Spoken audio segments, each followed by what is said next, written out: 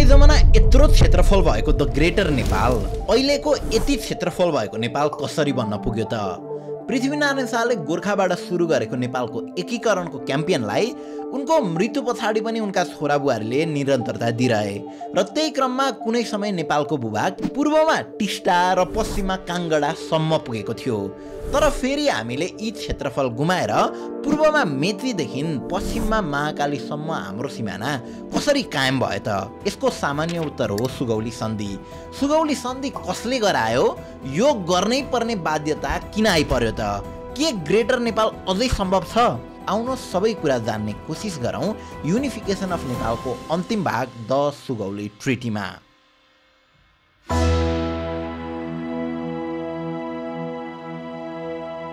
भीमसेन थापा मुख्तियार यानि कि प्रधानमन्त्री भएपछि तत्कालीन राजा र नायबीबाट सम्पूर्ण शासन शक्ति आफ्नो हातमा लिन्छन्। उनकै कार्यकालमा नेपालको सिमाना पूर्वमा टिस्टा र पश्चिममा अर्की किल्लासम्म पुगेको थियो र अर्की किल्लामा सिख राजा रणजित सिंहसँग ट्रेटी गरेर एकीकरण अभियान रोकिएको थियो।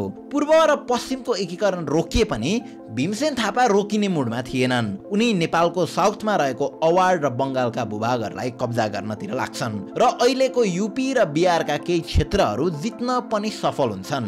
त्यही समय हो नेपालको म्याप यस्तोसम्म बन्न पुगेको। तर भनिन्छ नि, लोभले लाभ, लाभले विलाप। नेपालले आफ्नो सिमाना दिनमा 2 गुणा र रातमा 4 गुणाको हिसाबले बढाइरहँदा उता नेपालको दक्षिणमा रहेको इस्ट इन्डिया कम्पनीको नेतृत्व गरेका लर्ड मिन्टोले पनि भारतको उत्तरी भूभागमा रहेका पन्जाब, बङ्गाल र अवार्डका नवाब र जमिनदारहरूलाई कोलोनाइज गर्दै थिए। नेपालको सीमा नजिकै आइपुगेका अङ्ग्रेजहरूको इन्टेन्सन क्लियर थियो। उनीहरूले अब नेपालको भूभाग हुँदै तिब्बत र चाइनासँगको व्यापारलाई बढाउन चाहन्थे र त्यो समयको चाइना र तिब्बतले विशेष खालको पश्मिना र सुनको व्यापार गर्ने गर्थ्यो, जसको मूल्य युरोपेली बजारमा उच्च भएकाले उसलाई एउटा ट्रेड रुटको आवश्यकता थियो। अब भारतबाट तिब्बत जान मिल्ने 3वटा मुख्य बाटोहरू थिए, नुवाकोट, लिपुलेक र सिक्किम, र यो सबै नेपालको अधीनमा थियो। त्यसैले उनीहरू यो प्लानको बीचमा नेपाल एउटा विशाल पर्खाल बनिरहेको थियो भन्ने मान्थे र यसलाई नडालिकन आफ्नो सपना साकार नहुने बुझेका थिए। विक्रम सम्वत 1870 इस्ट इन्डिया कम्पनीका गभर्नर लर्ड मिन्टोको अवकाशसँगै अब भारतका नयाँ गभर्नर हुन्छन् लर्ड रडन हेस्टिङ। लर्ड हेस्टिङ एकदमै क्रूर स्वभावका व्यक्ति थिए।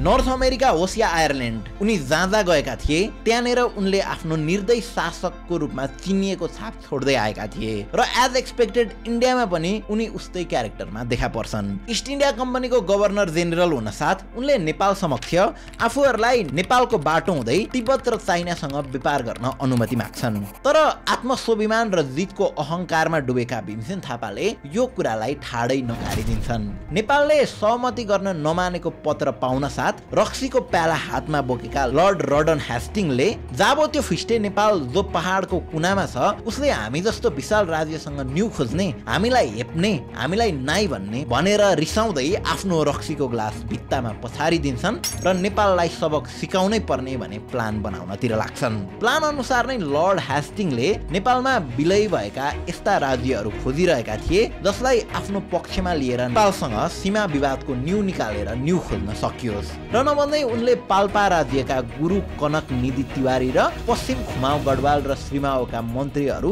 जो भारतमा बसेर विद्रोह गरिरहेका थिए तिनीहरूलाई उनले आफ्नो पक्षमा लिन्छन् र सीमा विवादको बखडालाई सुरु गर्छन्। सुरुमा त उनले गोरखपुर नजिकै रहेका बुटोल र शिवराजको एरिया अवार्डका नवाबहरूको अधीनमा रहेको र उतै कर तिरेको हुनाले नेपाललाई आफ्ना सेना त्यहाँबाट फर्काउन भने आदेश दिन्छन् र यो सँगै इस्ट इन्डिया कम्पनीले नेपालको पश्चिममा रहेको सिरमाउर, नालापानी र खुमाउ लगायत 24 ठाउँहरूमा सीमा विवाद देखाउँदै नेपाललाई त्यहाँबाट तत्काल आफ्नो सेना हटाउन भनी पत्र पठाउँछन्। अझ विशेष गरी भन्नुपर्दा यी सबै सीमा विवाद मध्ये पनि इस्ट इन्डिया कम्पनीको ध्यान बुटोलतर्फ नै हुन्छ, किनकि स्वयं पाल्पाका मन्त्रीमण्डलहरू आफ्नो राज्य फिर्ता गराउन भनी गोरखपुरका कलेक्टरको शरणमा थिए। अब ब्रिटिसर्सहरूको यस्तो दादागिरी देख्न साथ रिसले आगो भएका भीमसेन थापाले ब्रिटिसर्सहरू विरुद्ध युद्धको घोषणा गर्ने आदेश दिन्छन्। तर बडाकाजी अमरसिंह थापाले भने नेपालले आफ्नो पश्चिमेली क्षेत्रहरूलाई अझै व्यवस्थित गराउन नसकेकाले युद्ध गर्नुभन्दा सकेसम्म यी विवादहरू सहमतिमै टुङ्ग्याउनु पर्ने भनेर सल्लाह दिन्छन् र त्यही सल्लाह अनुरूप नै सन्धि गर्न भनी राजगुरु रङनाथ पौडेल र काजी दलभञ्जङ पाण्डे गोरखपुर पुग्छन्। सन्धि गर्न बसिएको उक्त मिटिङमा ब्रिटिसर्सका प्रतिनिधिका रूपमा आएका जेनरल ब्राडसले मिटिङ सुरु भए लगत्तै नेपाल र नेपालीलाई होच्याउँदै तिमी नेपालीहरूले सन्धिको सपना भन्दा पनि सरेन्डर गर भन्न थाल्छन्। यस्तो कुरा सुन्न साथ सन्धि गर्न गएको टोली रित्तो हात नै काठमाडौँ फर्कन्छ र घटनाको विस्तृत जानकारी मुख्तियार भीमसेन थापालाई सुनाउँछन्। पहिलाबाट नै ब्रिटिसर्सहरूबाट चिडिएका भीमसेन यो कुरा सुन्न साथ एकाएक रातो पिरो हुन्छन् र नेपालले अब जुनसुकै हालतमा पनि ब्रिटिसर्सको इस्ट इन्डिया कम्पनीसँग युद्ध लड्ने घोषणा गर्छन् र यो जानकारी सम्पूर्ण नेपालभरका एडमिनिस्ट्रेटर, आर्मी जेनेरल र जमिनदारसम्म पुर्याउँछन्। अब भीमसेन थापाले युद्ध डिक्लेयर गरेपछि अब के हुन्छ त त्यो बुझ्नुभन्दा पहिला यदि तपाईँ या तपाईँको परिवारमा कसैलाई केही रोग छ या स्वास्थ्यमा केही समस्या छ भने आजै तपाईँले यो नम्बरमा कल या व्हाट्सएप गर्न सक्नुहुन्छ। विराटनगरमा अवस्थित Birat medical college and teaching हस्पिटलले इनडेप्थ स्टोरीका भ्युअर्सका लागि भनेर डक्टर्सबाट अनलाइन मार्फत नै निशुल्क परामर्श सेवा उपलब्ध गराउँदैछ। यसका निम्ति तपाईँले तपाईँको कतै चेक गराएको रिपोर्ट सहित यो नम्बरमा सिधै सम्पर्क गर्न सक्नुहुन्छ। अझै बेस्ट कुरा त तपाईँको उपचारका निम्ति कति खर्च लाग्ने हो, कति दिन हस्पिटलमा बस्नुपर्ने हो लगायत सबै कुराको डिटेल तपाईँले त्यही नम्बर मार्फत पाउन सक्नुहुन्छ। यसरी सुरुमै उपचारका निम्ति लाग्ने फीको इनफ जानकारी पाएपछि तपाईँले विराट मेडिकल कलेजमै उपचार गर्न जानुपर्छ भन्ने पनि छैन। अन्य ठाउँ जाँदा पनि जब तपाईँलाई एउटा बेसिक कस्टको आइडिया हुन्छ तब अन्य ठाउँमा ठगिने चान्स पनि न्यून हुन्छ। अझ यदि तपाईँ क्यान्सरको ट्रिटमेन्टका लागि विराट क्यान्सर इन्स्टिट्युट जाने सोचमा हुनुहुन्छ भने त झन् विराट हस्पिटलले यति एयरलाइन्ससँग सहकार्य गरेर तपाईँलाई निशुल्क विराटनगर पुर्याउने सुविधा पनि ल्याएको छ। So there is nothing to lose. एकपटक यो व्हाट्सएप नम्बरमा टेक्स्ट मात्र गर्नुभयो भने पनि थप जानकारी पाउनुहुने नै छ। Thank you Birat medical college and teaching hospital for making this content possible.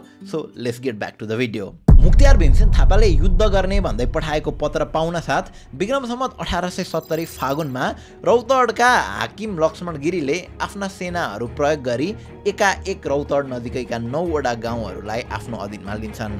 यो कुरा थाहा पाउन साथ रौतहट नजिकै पर्ने बेतियाका राजा वीर किशोर सिंह जो अङ्ग्रेजका कठपुतली थिए उनले आफ्ना 1600 सैनिक सहित रौतहटमा आक्रमण गर्छन् र थुप्रै नेपाली सहित हाकिम लक्ष्मण गिरीको पनि हत्या गरिदिन्छन्। पश्चिमतिरको सीमा विवाद सर्किँदै गर्दा पूर्वमा अङ्ग्रेजहरूले गरेको यस्तो व्यवहारले भीमसेन थापा झन् आगो हुन्छन् र इस्ट इन्डिया कम्पनीको गभर्नर लर्ड ह्यास्टिङलाई वीर किशोर सिंहलाई कारबाही गर्नुपर्ने भन्दै पत्र पठाउँछन्।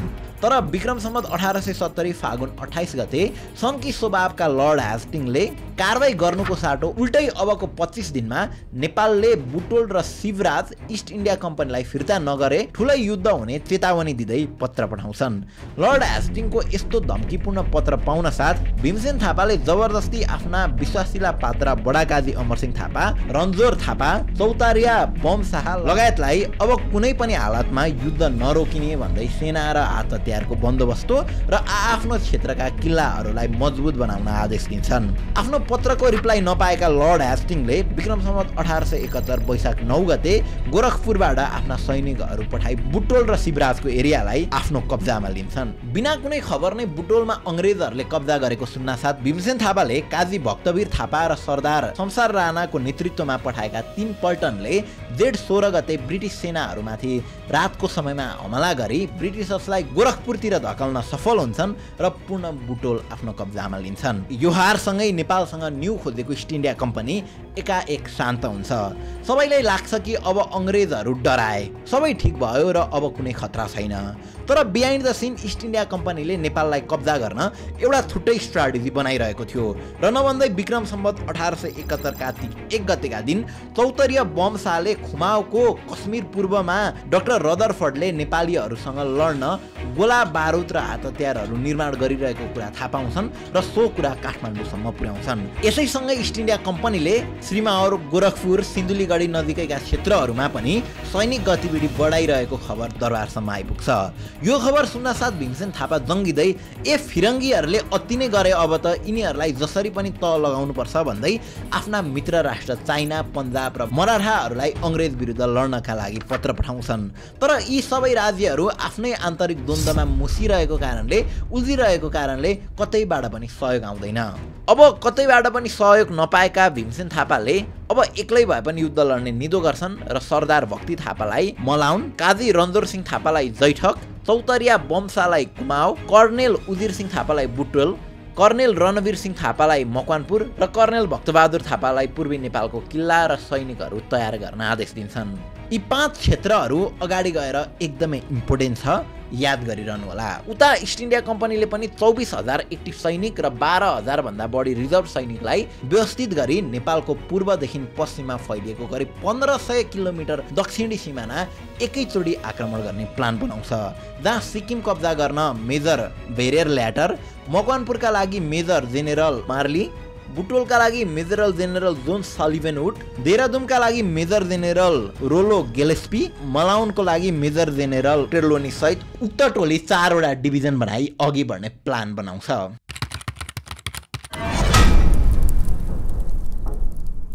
विक्रम सम्वत 1871 कार्तिक 3 गते मेजर जेनरल गेलेस्पीले नेतृत्व गरिरहेको 3rd डिभिजनलाई लेफ्टिनेन्ट कर्नेल कार्पेन्टर र कर्नेल माविको नेतृत्व हुने गरी 2 भागमा बाँडिन्छ। कार्तिक 5 गते लेफ्टिनेन्ट कर्नेल कार्पेन्टरको टोलीले यमुना नदी नजिकैका गाउँहरूमा पकड बनाउँछन् र त्यसको ठिक 3 दिन पछाडि कर्नेल माविको टोलीले पनि लाखण्डलाई कब्जा गरी नालापानी किल्ला नजिकै आइपुग्छन् अनि बलभद्र कुँवरलाई आत्मसमर्पण गरेमा जीवन दान दिने भनी पत्र पठाउँछन्। उता 600 सैनिकका साथमा युद्धका लागि तयार गरेर बसिरहेका क्याप्टेन बलभद्र कुँवरले पत्र पढ्न साथ रिसले जुर्मुरिँदै पत्र च्यातिदिन्छन् र लडाईँका लागि तयार रहन भनी खबर पठाउँछन्। नेपालीहरू लड्न तम्सिएको सुन्न साथ यमुनामा रहेका लेफ्टिनेन्ट कर्नेल कार्पेन्टर आफ्ना 1600 सैनिक र तोप सहित नालापानी आइपुग्छन्। 1600 भन्दा बढी सैन्य बल र नेपालीहरू भन्दा एडभान्स हात हतियार भएकाले कर्नेल माविले नालापानीलाई सजिलै नै जित्ने आकलन गर्छन् र आफ्ना सैनिकहरूले किल्ला घेर्ने र बिहान पखनै आक्रमण गर्ने प्लान बनाउँछन्। कार्तिक 9 गते बिहानै कर्नेल माविको आदेशसँगै जब अंग्रेज फौज नालापानी किल्ला चढ्न अघि बढ्छ तब यो कुरा चाल पाएर बसिरहेका क्याप्टेन बलभद्र कुँवर र उनका सैनिकहरूले किल्लाबाट तोप, बन्दुक र ढुङ्गा मुढाले आक्रमण गर्न थाल्छन्, जसले गर्दा अंग्रेज फौजले नराम्रोसँग हार बेहोर्छ। आफ्ना सेनाहरूको नराम्रोसँग हार भएको खबर सुन्न साथ देहरादुनमा रहेका मेजर जेनरल गेलेस्पी कार्तिक 15 गते नै लद्दाख गाउँ पुग्छन् र शरणपुरबाट थप सैनिकहरू बोलाउँछन्। अब अंग्रेज सेनाहरूको संख्या 4000 थियो र नेपाली सैनिकको संख्या मात्र 600। उनले आफ्ना सेनाहरूलाई 4 टोलीमा विभाजन गरी लाखण्ड, दाप, अस्थल र थारापानीबाट नालापानीलाई घेराहाल्छन्, जसले गर्दा गेलेस्पी अब ओभर कन्फिडेन्ट हुन्छन् र कार्तिक 17 गते किल्ला चढ्न आदेश दिन्छन्। तर बडाकाजी अमरसिंह थापाले अर्की किल्लाबाट पठाएका फौजले अंग्रेज सेनाहरूमाथि आक्रमण गर्छ र उक्त आक्रमणमा परि लेफ्टिनेन्ट एल्टाको मृत्यु हुन पुग्छ भने मेजर लर्डलो नराम्रोसँग घाइते हुन पुग्छन्। नेपाली सेनाहरूले एक पछाडि अर्को गर्दै अंग्रेजहरूलाई असफल बनाएको देखेर मेजर जेनरल गेलेस्पी रिसले आगो हुन्छन् र 18 गतेको दिन एउटा हातमा तरबार र अर्को हातमा बन्दुक लिएर लेफ्टिनेन्ट ओरो र क्याप्टेन वाइस सहित नालापानी किल्लामाथि आक्रमण गर्छन्। डाँडाको केही माथि के पुगेका थिए नेपाली सेनाहरूले हानेको गोली लागेर मेजर जेनरल गेलेस्पी, लेफ्टिनेन्ट ओरो र क्याप्टेन वाइस त्यहीँनेर ढल्न पुग्छन् भने 1000 सैनिकको मृत्युसँगै 18 सैनिक घाइते हुन पुग्छन्। आफ्ना सेनाको कमान्ड गरिरहेका गेलेस्पीको मृत्यु भएसँगै अब सेनाको कमान्ड कर्नेल सेपरेट माविले गर्छन्। उनले नेपाली सेनाहरू आफूले सोचेको भन्दा निकै नै चलाख र वेल म्यानेज भएको थाहा पाउँछन् र अब सिधा युद्ध गरेर जित्न नसकिने निष्कर्ष निकाल्छन्। त्यसैले अब उनी नयाँ प्लान बनाउनतिर लाग्छन्। प्लान अनुसार नै अंग्रेज सेनाले सुरुमा त किल्लाभित्र जाने रासन पानी र हात हतियारको मार्गलाई थुनिदिन्छन् र यसैसँगै कर्नेल माविले किल्लाको पर्खाल ढाले सजिलै जित हासिल गर्न सकिने भन्दै ठुलो तोप र मोटारहरूको पनि व्यवस्थापन गर्छन् र नयाँ थप सैनिकहरूलाई पनि देहरादुनबाट बोलाउँछन्। विक्रम सम्वत 1871 मङ्सिर 12 गते लगभग 1 महिनाको नाकाबन्दीले नेपाली सैनिक शिथिल भएको आकलन गर्दै अंग्रेज फौजले किल्लामा जाने पानीको मुहान थुन्दै किल्लामाथि फेरि आक्रमण गर्छन्। अन्य 2 युद्धमा बलियो देखिएको नेपाली सेना यो समय भने साँच्चीकै कमजोर अवस्थामा देखा पर्छ। 4 दिन लगातार चलेको युद्धमा भोका र प्यासा सैनिकहरू बडो साहसका साथ लड्छन्, तर विशाल अंग्रेज सेनाको तोपको प्रहारमा परि नेपालका सुबेदार चन्द्रवीर थापा, नाथुमाझी र दलजित कुँवरको मृत्यु हुन्छ भने 200 भन्दा बढी नेपाली सेनाहरू घाइते हुन्छन्। विक्रम सम्वत 1871 मङ्सिर 16 गतेको साँझसम्म पुग्दै गर्दा क्याप्टेन बलभद्र कुँवर र 70 जना सैनिकहरू मात्र जीवित रहन्छन्। अब नेपाली सेनासँग हार्नका लागि केही थिएन। किल्ला ढलिसकेको थियो, सेनाहरू कोही गोली लागेर त कोही पानी नपाएर तडपिँदै मरिरहेका थिए। यो अवस्थामा पनि क्याप्टेन बलभद्र कुँवर भने अझै पनि लड्न तयार नै थिए, तर आफूहरू सानो संख्यामा रहेको र यहाँबाट नगए हामी पनि मारिने छौं भन्दै सेनाहरूले सम्झाए पछाडि अन्ततः मङ्सिर 17 गते बलभद्र कुँवर र उनको टोली खुकुरी नचाउँदै किल्लाको दक्षिणपट्टिबाट बाहिर निस्कन्छन् र केही पर गएर पानी पिउँछन्। यो सब देखिरहेका अंग्रेजहरूले नेपालीहरू आत्मसमर्पण गर्न आए भन्दै खुसी हुँदै थिए, तर बलभद्र कुँवरले भने अंग्रेजहरूतिर फर्कँदै तिमीहरूले यो किल्ला कसै गरे पनि जित्न सक्थेनौ, तर आज मेरो खुसीले नै तिमीहरूलाई यो किल्ला दिए भन्दै किल्ला छोडी नहानतिर लाग्छन्।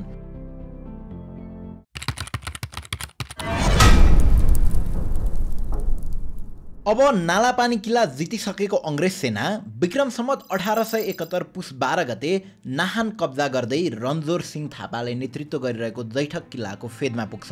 जैठक किल्ला दुईवटा पहाडको बीचमा थियो।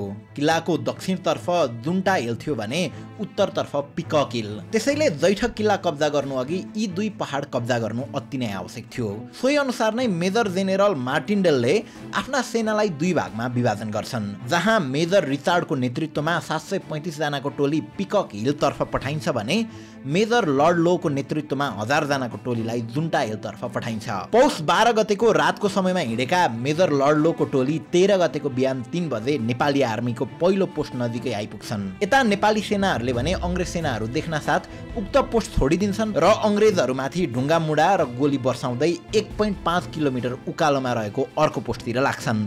करिब 1.5 किलोमिटरको पहाड चढेर मेजर लर्ड लो जुन्टाको टुप्पोमा पुग्छन् र त्यही रहेको नेपाली आर्मीहरूको सेकेन्ड पोस्ट पनि त्यहीबाट जैठक किल्लातिर लाग्छ। प्लान अनुसार मेजर लर्ड लोले पिकक हिलबाट आउँदै गरेका मेजर रिचर्ड्सको टोलीलाई यही डाँडामा कुर्ने र यहीँबाट सँगै जैठक किल्लामाथि हमला गर्ने भनिएको थियो। तर जुन्टा डाँडाको केही पर नेपालीहरूको सानो स्टोकेट देखेपछि मेजर लर्ड लो नाला पानीको बदला लिने मनसायले सरप्राइज अट्याक गर्छन्। But here the dice flips. उक्त स्टोकेटको नेतृत्व गरिरहेका जसपाल थापाले स्टोकेट नजिकै आउन दिन्छन् र स्टोकेटको चारैतिर लुकेर बसेका सैनिकहरूले अंग्रेज सेना स्टोकेट भित्र पस्न साथ तरवारले एकाएक प्रहार गर्छन्।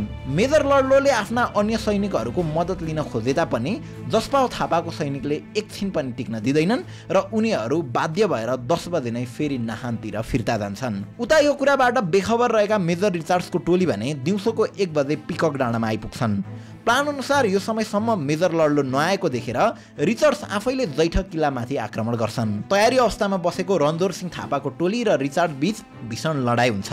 उक्त लडाई दिउँसोको 4 बजेसम्म चलिरहँदा अंग्रेजहरूको गोला बारुद नै सकिसकेको थियो। त्यसैले थप गोला बारुदको आवश्यकता परेको भन्दै मेजर रिचार्ड्सले जेनरल मार्टिन्डेललाई पत्र लेख्छन्, तर पहाडी क्षेत्रसम्म सामान पुर्याउन भरिया र साँडेहरूको व्यवस्थापन नभएकाले थप सहयोग पठाउन नसकिने भन्दै साँझ 7 बजे पत्र आउँछ। लगातार 9 ठाउँमा हार खाइसकेको मेजर रिचर्ड्सको टोली अब यहीँबाट नभागे गेलिस्पीको जस्तै हालत हुने सोची एकाएक नाहानतिरै फर्कन्छन्। युद्धमा 300 भन्दा बढी अंग्रेज सेनाहरूको मृत्युले मेजर जेनेरल मार्टिन्डेल डराउँछन् र उक्त युद्धलाई तत्काल रोकिदिन्छन्।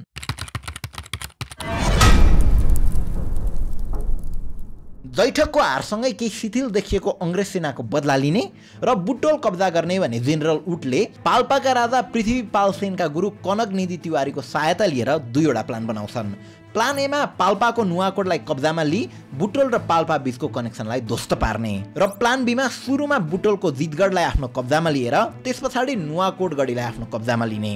दुवै प्लान सुनिसके पछाडि कनकनिधि तिवारीले पहिलो प्लानको लागि राम्रो बाटोको व्यवस्था नभएको हुनाले दोस्रो प्लान नै एक्जिक्युट गरौँ भन्ने सल्लाह दिन्छन्। यता गुरु कनकनिधि तिवारीकै सल्लाह अनुसार 2nd डिभिजन सम्हालिरहेका मेजर जेनरल जोन सुलेभन उटको नेतृत्वमा 5000 सैनिक गोरखपुरबाट बुटोलतिर लाग्छन्। विक्रम सम्वत 1871 पुस 22 गते शिवराज हुँदै बुटोल हिँडेको विशाल अंग्रेज फौज एउटा घना जंगलमा पुग्छ। जंगल निकै नै बाक्लो भएकोले अंग्रेजहरू अलमल्ल पर्छन् र बाटो थमथम्याउन गाह्रो हुन्छ। यही मौकाको फाइदा उठाउँदै कनकनिधि तिवारी जेनरल उडलाई छाडी टाप कस्छन्। अब पाल्पा र बुटोलको राम्रो ज्ञान भएका कनकनिधि तिवारी भागेसँगै जेनरल उड र उनको टोली जसोतसो जितगढी किल्लामा पुग्छन्। अंग्रेजहरूको आगमनको चाल पाउन साथ किल्लाबाट नेपाली सेनाहरू भीषण तीरकमान, गोली र तोपले हमला गर्न थाल्छन्। विशाल अङ्ग्रेज फौजलाई रोकिरहेको उक्त सेनालाई साथ दिन 1400 सेनासहित कर्णेल उर्दिर सिंह थापा जितगढीमा आइपुग्छन् र अङ्ग्रेज सेनाहरूलाई मुला काटे झैँ काट्न सुरु गर्छन्। आफ्ना 100 भन्दा बढी सैनिकको मृत्यु र 500 भन्दा बढी सैनिक घाइते भएको देख्न साथ मेजर जेनरल वुड र उनको टोली त्यहाँबाट भाग्छ र आफ्नो क्याम्प सुरजपुरतिर लाग्छ। पहिलो युद्धमा नेपालीहरूलाई निकै कमजोर आकलन गरेका मेजर जेनरल वुड अब भने अलिक होसियार भएर आफ्नो चालहरू चाल्छन्। यही क्रममा कर्णेल उदिर सिंह थापा बुटोलबाट पाल्पा गएको कुरा सुन्नासाथ जेनरल वुडले एउटा नयाँ प्लान बनाउँछन्। उक्त प्लान अनुसार नै विक्रम सम्वत 1871 चैत्र 26 गते अङ्ग्रेज सेना जितगढी किल्ला नगइकन कसौली बजारतिर जान्छ, जहाँ नेपाली सेना र अङ्ग्रेज सेनाको खोलावारी र पारी बसी तोप र बन्दुकको मद्दतले भीषण युद्ध हुन्छ। त्यही क्रममा अङ्ग्रेज सेनाको तर्फबाट आएको तोपको गोलाले बुटोल दरबार ध्वस्त हुन्छ र यसको केही समयमै नेपाली सेनाहरूबाट पनि गोली बारुद बस्न बन्द हुन्छ। अचानक गोली र तोपको आवाज नसुने पछाडि मेजर जेनरल वुडले नेपाली सेनाहरू भागेको आकलन गर्छन् र ढुक्क भएर बुटोललाई कब्जा गर्न भनी तिनौ नदी तर्नतिर लाग्छन्। तर यतिखेर अचानक जितगढी किल्लाबाट खोला तरिरहेका अङ्ग्रेज सैनिकहरूमाथि नेपाली सेनाहरूले गोली र तीर कमान्डले हमला गर्छन्। यस्तो अचानक भएको हमलाले गर्दा अङ्ग्रेज सेनाहरू बीच भागाभाग हुन्छ। अब आफ्नो सेनाहरूको यस्तो हालत देखेपछि मेजर जेनरल वुड हार मानी अन्ततः गोरखपुरतिर लाग्छन्।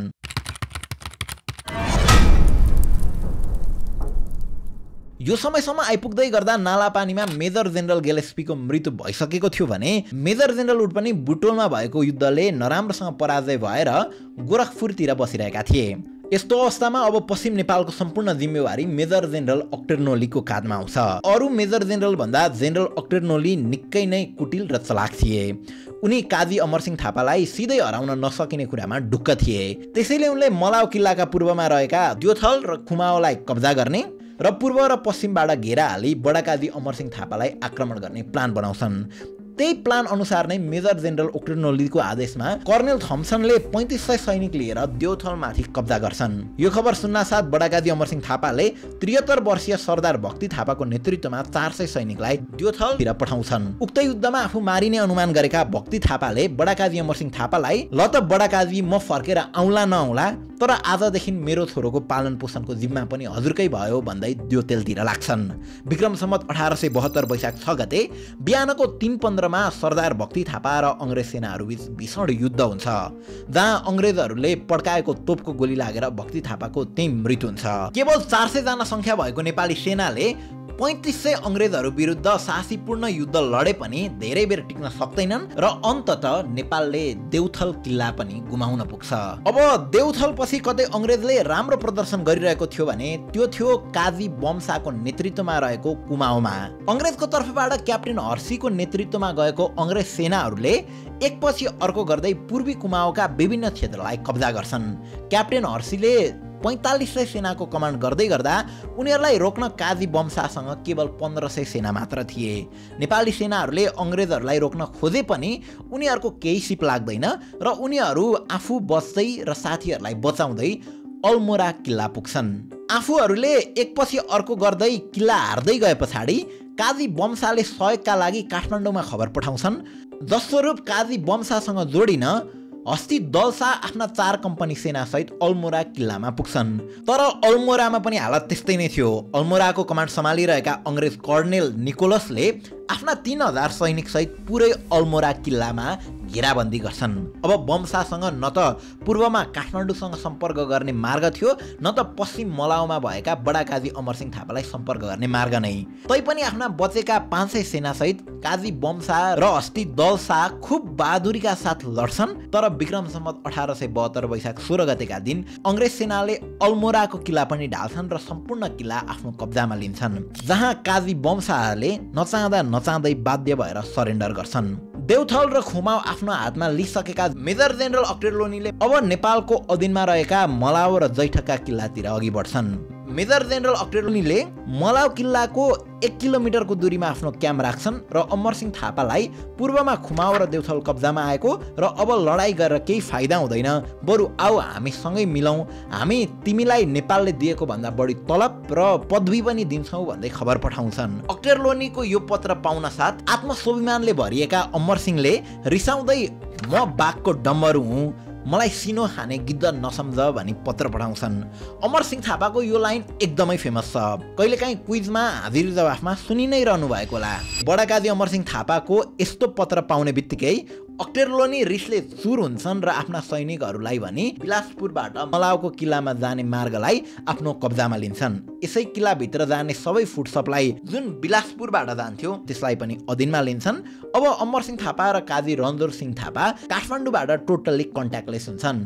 तर पनि उनीहरू हिम्मत भने हार्दैनन् र लडिरहन्छन्। यही समयमा बडाकाजी अमरसिंह थापाले द्योथलमा सरदार भक्ति थापा र खुमाउमा काजी बमशाहको हार भएको सूचना पाउँछन्। लगातारको लडाई र भोक प्यासले थकित भएका बडाकाजी अमरसिंह थापा र रणधोर सिंहले अन्त्यमा नचाहँदै पनि मेजर जेनरल ओस्टरलोनीसँग विक्रम सम्वत 1872 ज्येष्ठ 4 गते मलाव सन्धि गरी सिन्धुलीतिर लाग्छन्। यता पश्चिम क्षेत्रमा मेजर जेनरल ओस्टरलोनीको नेतृत्वमा अङ्ग्रेजहरू विजय भएसँगै मकवानपुर गढीको पनि जिम्मा उनलाई नै लगाइन्छ, जहाँ 17,000 सेनासहित पूर्वको कमान्ड सम्हालिरहेका अक्टेर्लोनीको आदेशमा कर्नेल केली र ओहालोराले बागमती नदीको किनार हुँदै हरिहरपुर गढीतिर लाग्छन्।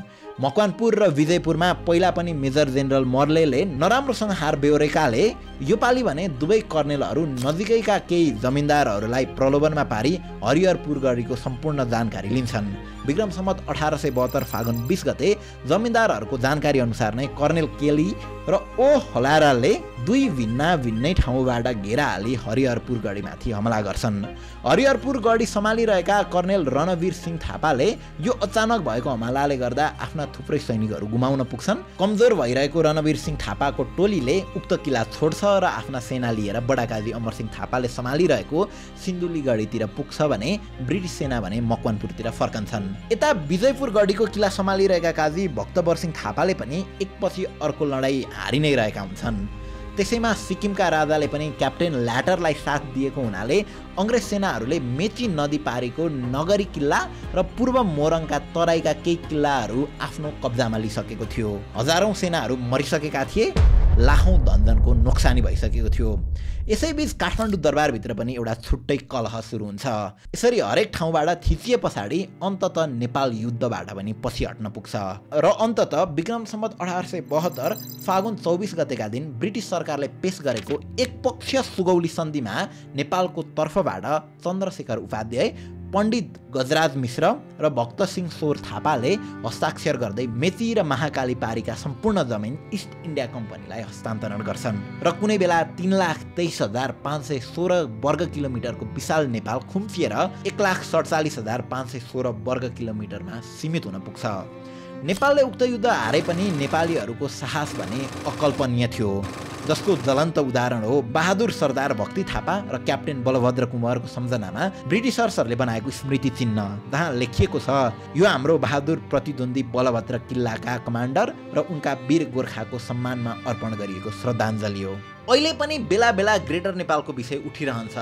ग्रेटर नेपाल फिर्ता ल्याउनै पर्ने हो त भन्ने विषयमा बहस भइरहन्छ र यस्ता कुराहरूमा हामी अलि इमोसनली अट्याच पनि छौँ। तर ग्रेटर नेपालको सपना साकार हुन सम्भव छ त?